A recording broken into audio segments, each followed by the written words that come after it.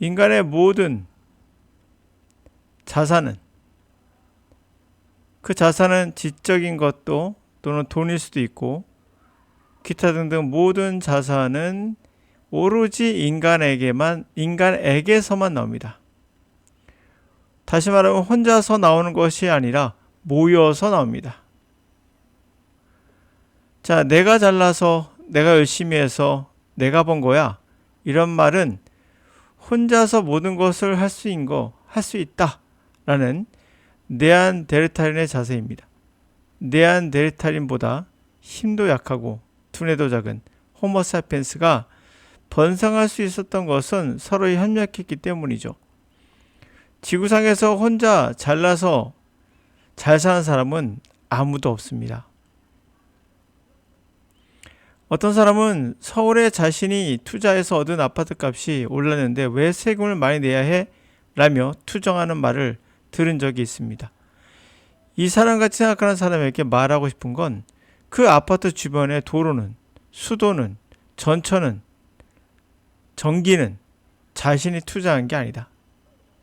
세금이란 거죠.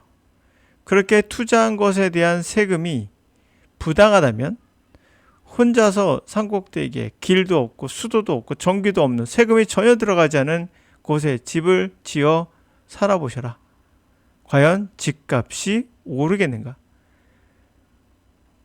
집값이 올랐다는 얘기는 결국에 수요가 많았다는 얘기고, 수요라는 건 사람이 몰린다는 얘기예요. 사람이 모이게 되면 어쩔 수 없이 이 안에 세금이 들어갑니다. 전철을 만들거나 또는 도시에 무슨 도로를 확장하거나 초등학교를 더 짓거나 기타 등등등 시설들이 들어갈 수밖에 없죠. 이게 모든 게 뭡니까? 세금입니다. 결국 자신의 아파트 값을 올린 것은 세금이구나. 그것은 바로 사람이 많이 모였기 때문이구나. 모든 자산은 어디서 나온다? 사람에서 나와요. 자, 그러므로 세금에 부당하다고 말할 수 있으나, 그러나 올바로 세금을 내라. 그것은 기업도 마찬가지죠. 우리나라 기업이 혼자 잘 됐다? 거짓말입니다. 자, 너가 잘나서 대기업으로 키웠다면 아프리카에 가서, 미안한 얘기지만 아프리카 사람들에겐 아프리카 가서 한번 해봐라. 되겠니? 될 리가 없겠죠. 왜? 인적 자원이 없잖아요. 도로 항만 없잖아요. 시설이 없습니다. 이건 다 뭡니까? 세금이 들어갑니다. 그리고 아프리카에서 교육을 그만큼 뒷받쳐 주는 것도 세금입니다. 이렇게 인간은 사람에게서 모든 것이 나오기 때문에 어떤 기업이든 내가 잘났어, 내가 세금을 떼어먹겠어, 세금 내는 게 억울해 하면 한국에서 하지 마라. 이게 정답인 거죠. 자, 이제 다시 영어로 와서요. 자, 영어로 혼자서 경험하고 혼자서 느낀 어떠한 자신이 느끼기에 진리를 터득한, 그래서 논리를 가지고 강의라는 어리석은 영어 강사나 유튜버들이 있습니다. 수많은 언어학자나 뇌과학자, 지금까지 만들어온 인류의 경험들은 송두리째 무시하고 자신의 경험이 오직 영어 습득의 진리인 듯한 논리로 다가가면 무당의 국가 무슨 차이가 있겠습니까? 자신의 경험은 소중히 기억해라. 그러나 혼자서 기억해라. 언어학은, 학습법은 직접적으로 알려주진 않아요. 그냥 기준이 되는, 토대가 되는 중요한 공학으로 따지면 뉴턴의 역학 정도죠. 뉴턴의 역학이 집을 짓는 것, 자동차를 만드는 걸 알려주진 않아요. 그러나 이것은 뭡니까? 기초 중에 기초입니다. 이거를 도용하지 않는 공학은 공학이 아닌 것처럼 언어학에 있는 흐름, 언어학이 증명한 것들을 무시한다면 그건 언어를 가르치는 사람이 아니죠. 무당입니다. 영어를 가르치는 사람이 언어학이 어떻게 진행되고 있는지, 또 대세는 누구인지 뉴턴 정도는 알아야 되지 않겠습니까? 영어의 뉴턴은 누굴까요? 언어학에 바로 노암 촘스키입니다. 이건 누구도 부정 못할 정도의 완벽한 과학적 이론을 토대로 갖고 온 거죠. 완벽하다는 말은 좀 그렇고, 그래도 언어학을 과학의 영역으로 가져온 분이다 라고 하도록 하죠. 자, 대사는 누구인지도 모르고 자신의 신기든 방식을 전하면 무당의 영어학습법입니다. 과학적인. 그래서 최초의 언어학을 별개의 학문으로 만든 노암 촘스키로는 반드시 언어학습에 접목해야 하는 거죠. 그건 선택이 아닙니다. 필수입니다. 자, 그런 점에서 보면 영어의 무한 반복 학습, 이건 무당의 놀이터가 되는 겁니다. 무한 반복은 영어 습득과 관계가 없어요. 또한 규칙은 교실에서 배울 수 없습니다. 무한 반복하시면 그때 당시는 암기가 되죠.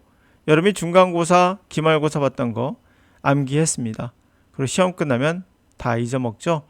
이게 무한 반복의 특징입니다. 억지로 집어넣는 거죠.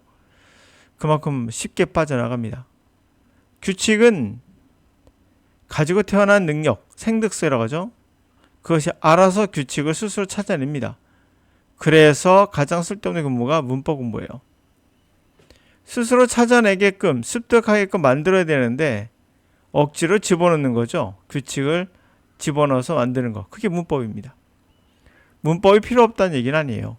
문법이 필요한 건 바로 누구에게 필요할까요? 언어학자에게. 왜 언어학자에게 문법이 필요한 걸까요?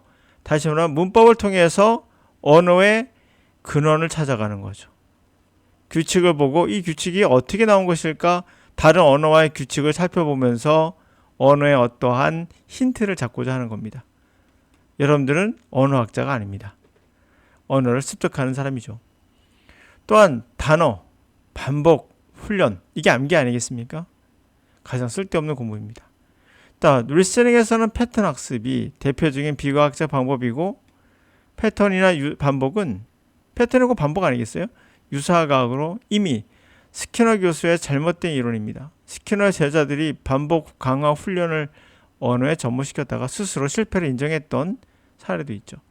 물론 아직도 우리나라 영어학습은 반복과 암기가 미덕이 된 상태입니다. 영어 습득인지 아니면 인성교육인지 헷갈리는 상황까지 와 있습니다. 영어가 곧 인성교육이 되는 희한한 상황입니다. 수학이 곧 문학이 되는 상황인 거죠.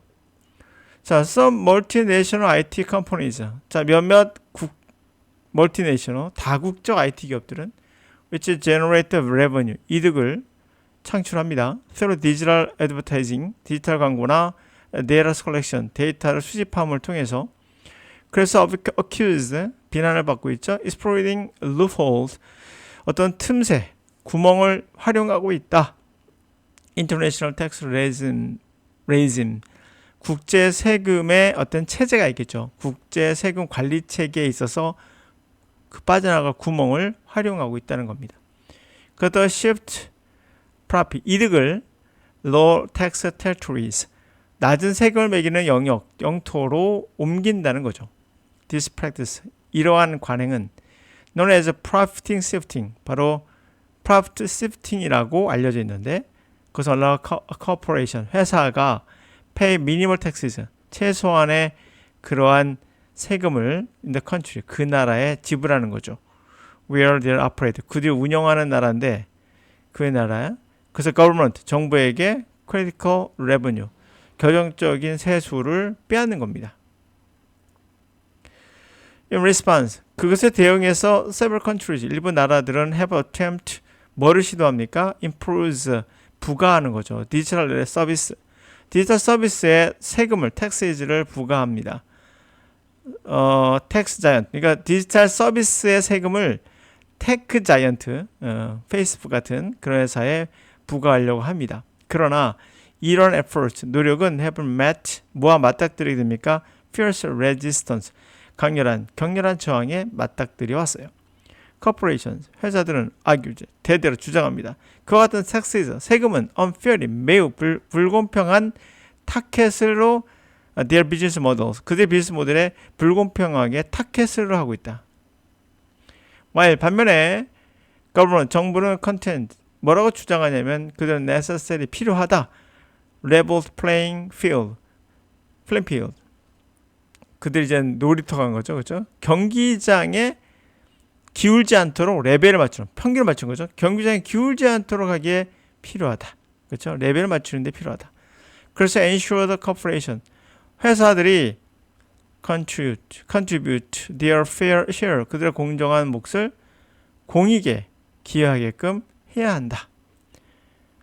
These dispute, 이러한 논쟁은 taxation, 과세에 대한 논쟁은 illustrate broader challenge, 보다 폭넓은 난제를 묘사해주고 있다. 바로 government, 정부가 face, 직면하고 있는 거. regulating multinational corporation, 다국적 기업들을 통제하는 데, 규제하는 데 있어서의 어려움들을 설명해주고 있다. meanwhile, 한편 traditional regulatory framework, 전통적인 규제 그러한 틀은 design for national bound, 국가가 안에 있는 국가로 제한된, 한 나라의 국가로 제한된 비즈니스를 위해서 디자인된 거로서 흔히 ill-equipped, 충분하지 못하죠. 다루는데 address complexities, 복잡성들을 다루는 데는 충분하지 못합니다. 글로벌 오퍼레이션, 글로벌하게 운영하고 있는 그런 회사들의 복잡성을 다루는 데는 ill-equipped, 충분히 갖춰져 있지 못합니다. As a result, 결과적으로 corporation, 회사들은 frequently, 자주 avoid, 피하거나 undermine, 훼손하거나 regulations, 어떤 규제를 피하거나 또는 훼손하거나 할 수 있게 됐죠. 할 수 있습니다. Operating legal gray area, 바로 법의 회색지대, 그러니까 이것도 저것도 아닌 거죠. 거기에서 운영하면서 where, 그곳에 national law, 국가의 법은 can easily, 쉽게 reach them, 그들에게 도달할 수 없는 자신만의 특권을 누리는 겁니다. 자, 우리나라에 있는 기업들은 우리나라의 규제를 동일하게 받아야 되는데 다른 나라에서 세금을 피하기 위해서 이렇게 한다면 이들은 특권이 되는 거죠. 여러분들도 세금 덜 내고 싶잖아요. 그러면 여러분들이 페이퍼 컴퍼니 만들어서 다른 외국에 세금을 돌린다면 여러분들은 뭡니까? 특권이에요. 이게 특권입니다. 별게 아니에요. 이게 특권입니다. 자신만, 나만을 위한, 이건 다 특권이에요. 그것이 뭡니까? 못된 놈이에요.